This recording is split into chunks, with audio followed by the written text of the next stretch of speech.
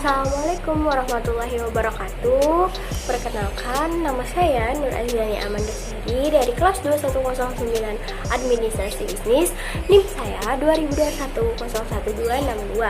Kali ini saya akan membuat video untuk memenuhi tugas personality development saya yang berjudul Aku Masa Lalu, Saat Ini, dan yang akan datang.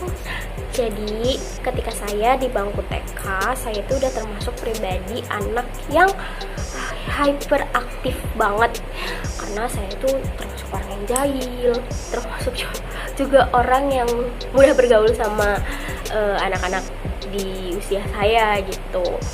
Nah, saya tuh bisa berinteraksi dengan mereka dengan mudah gitu kan. Terus juga saya mempunyai banyak teman di masa TK saya. Terus ketika saya duduk di bangku SD, saya menjadi pribadi yang sedikit pendiam. Ketika ada orang yang berinteraksi dengan saya saut dan saya berinteraksi dengan mereka. Tapi saya tidak mau memulai untuk berinteraksi sama mereka. Tapi saya merasa kenapa harus mereka duluan yang berinteraksi dengan saya, yang ada nanti saya tidak punya teman.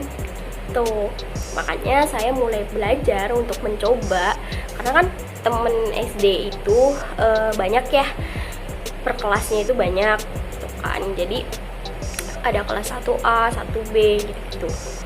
Nah, dan saya di situ mulai berani untuk memberanikan diri supaya tidak menjadi pribadi yang maunya diinteraksi duluan gitu. Jadi saya mulai membuka diri saya supaya saya itu menjadi pribadi yang halo, nama kamu siapa gitu. Dan ketika saya sudah mempunyai banyak teman, di sini saya mulai kayak yang harus saya udah mulai berpikir bahwa saya tuh harus bisa berhati-hati juga dengan pertemanan walaupun kita tuh masih SD. Karena gak tahu kenapa pikiran saya tuh merasa saya tuh harus berhati-hati dengan teman saya gitu.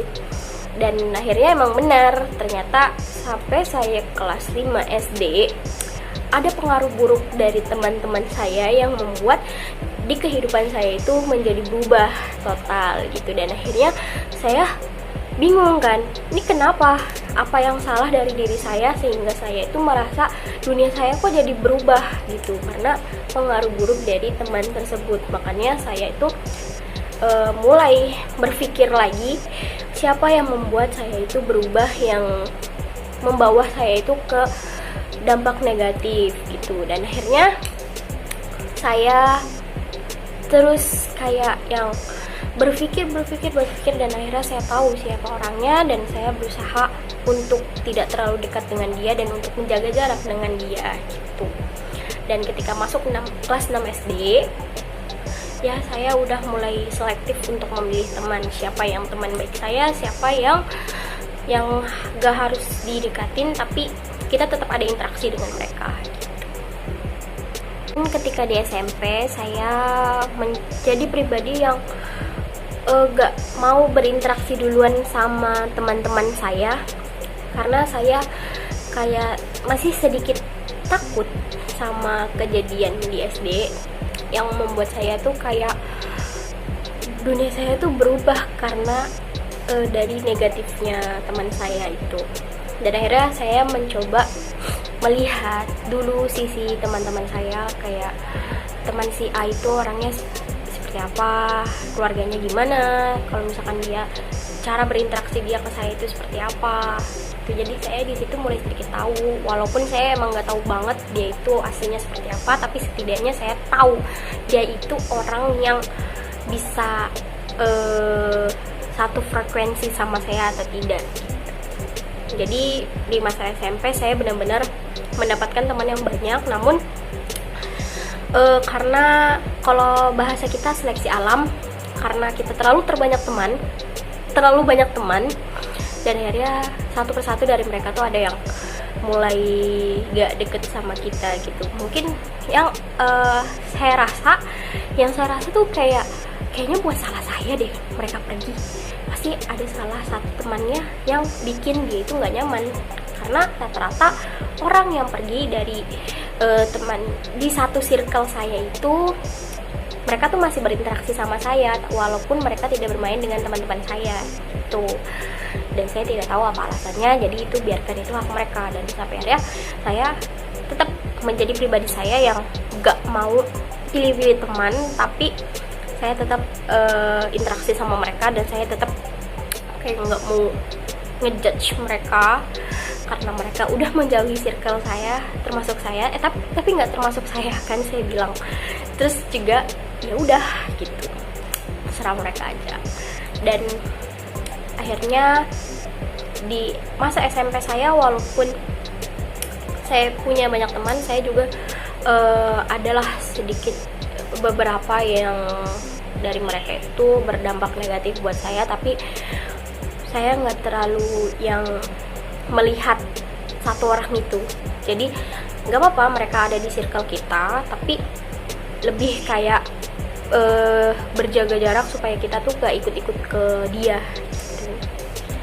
Itu di masa SMP saya. Dan di SMP juga saya termasuk anak yang mudah sekali bergaul dengan guru, gampang bergaul dengan guru, sehingga saya bisa dekat dengan guru siapapun. Terus juga saya termasuk anak yang selalu mendapatkan ranking, tapi saya nggak terlalu pinter-pinter amat gitu. Dan saya juga bingung kenapa saya mendapatkan ranking gitu. Terus ya mungkin itu salah satu kepintaran saya, tapi saya juga nggak tahu. Dan saya nggak tahu saya mengatakan diri saya itu seperti apa yang kayak gitu. Dan masuk SMA, saya termasuk pribadi yang keras kepala karena faktor dari keluarga saya gitu. Terus juga akhirnya sifat keras kepala saya itu terbawa-bawa sampai masuk SMA. Jadi apapun yang saya mau itu kalau nggak diturutin itu kayak yang saya harus berambisi untuk bisa mendapatkan itu. Seperti ranking terutama. Jadi saya di waktu kelas 10 saya tuh berambisi banget untuk mendapatkan ranking. Ternyata nggak ada ranking di dalam kelas itu. Saya rasa menyesal untuk berambisi menjadi mengumpulkan nilai-nilai terbaik saya gitu. Tapi nggak apa-apa, saya dari situ ini kemampuan saya itu ternyata bisa ya untuk mengejar mereka yang mungkin pinternya di atas saya gitu. Dan saya juga di SMA aktif berorganisasi. Saya punya teman di organisasi, saya juga punya teman di luar organisasi luar di sekolah. Jadi saya bisa bergaul, ternyata saya mudah bergaul juga anaknya gitu. Walaupun saya pribadi yang tertutup, tapi saya mudah bergaul. Jadi tapi biasanya kenapa saya bisa mudah sekali bergaul, karena dia interaksi dulu ke saya. Karena saya nggak mau memulai interaksi sebelum mereka berinteraksi dengan saya gitu. Balik lagi di masa SMP, karena saya tuh sangat memilih teman gitu. Karena saya juga ada rasa takut di masa SD-nya, makanya saya lebih memilih untuk diinteraksi duluan sebelum saya berinteraksi sama mereka. Dan ketika saya lulus SMA, saya tuh udah mulai kayak yang berpikir untuk kedepannya seperti apa.